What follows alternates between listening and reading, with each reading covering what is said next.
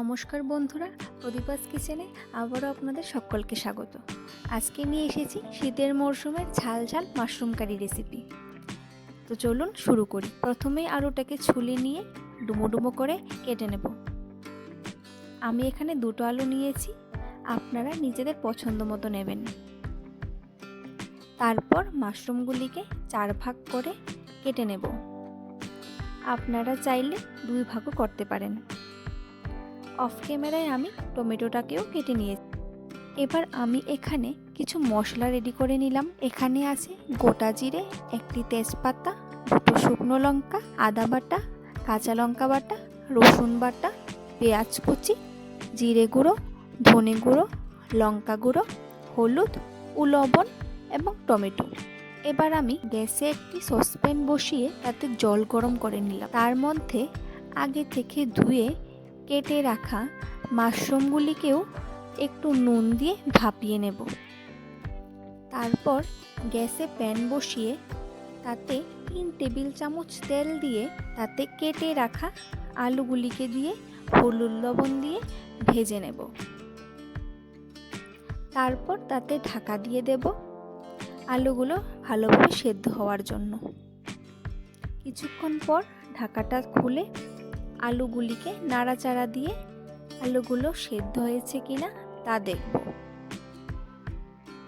আলুগুলি লাল করে ভাজা হয়ে গেলে সেগুলো তুলে নেব। তারপর ওই প্যানে আবারও সামান্য একটু তেল দিয়ে তাতে ফোড়নগুলি দিয়ে দেব। ফোড়ন থেকে সুন্দর গন্ধ বের হলে তাতে কেটে রাখা পেঁয়াজ কুচি দিয়ে দেব। পেঁয়াজটাকে গোল্ডেন ব্রাউন করে ভাজার পর তাতে রসুন বাটা দিয়ে দেব। কিছুক্ষণ ভাজার পর তাতে আদা বাটা দিয়ে দেব। আদার কাঁচা গন্ধটা চলে গেলে তাতে কাঁচা লঙ্কা বাটাটাও দিয়ে দেব।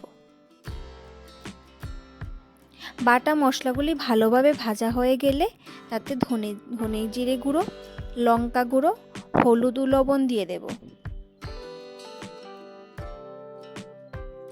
মশলাটাকে ভালোভাবে কষিয়ে নেব।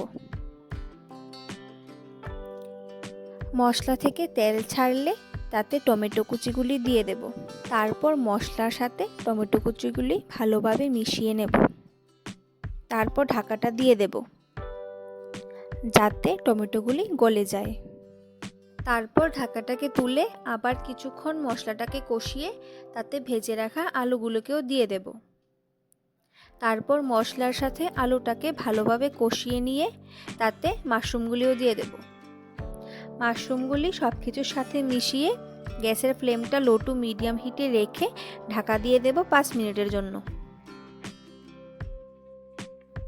5 মিনিট পর ঢাকাটাকে তুলে নাড়া দিয়ে তাতে 1.5 কাপ জল দিয়ে আবারও ভালো করে মিশিয়ে নেব। আমার এখানে নুনটা একটু কম মনে হচ্ছিল, তাই আমি আরও 1 টিস্পুন নুন দিয়ে দিলাম। আপনারা আপনাদের স্বাদ মতো দেবেন। তারপর ঢাকা দিয়ে দিলাম 6 থেকে 7 মিনিটের জন্য। 6 মিনিট পর ঢাকাটা তুলে দেখব আলুগুলো সেদ্ধ হয়েছে কিনা। তারপর আবার ঢাকাটা দিয়ে দেব 3 মিনিটের জন্য। এবার ঢাকাটা তুলে তাতে 1/2 টিস্পুন গরম মশলার গুঁড়ো দিয়ে ভালো করে মিশিয়ে নেব।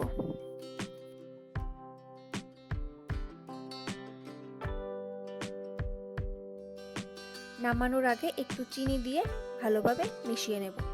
তারপরে রেডি আমাদের শীতের মরশুমের গরম গরম মাশরুম কারি। এটা ভাত বা রুটি দুটোর সাথেই খুব ভালো লাগবে। বাড়িতে অবশ্যই একবার ট্রাই করে দেখবেন। আশা করি আপনাদের সকলের খুব ভালো লাগবে। আর এরকম ভালো ভালো রেসিপি দেখতে চাইলে আমার চ্যানেলটা সাবস্ক্রাইব করে পাশে থাকবেন।